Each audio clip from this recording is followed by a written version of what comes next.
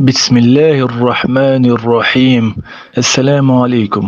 ہم آپ کو اپنے چینل سکون روح میں تمام بہن بھائیوں کو خوش آمدید کہتے ہیں اور امید کرتے ہیں کہ تمام بہن بھائی بہترین صحت میں ہوں گے۔ ہم آپ کی صحت کے لیے دعاگو رہیں گے۔ تمام ساتھی حدیث سے پہلے درود شریف پڑھے۔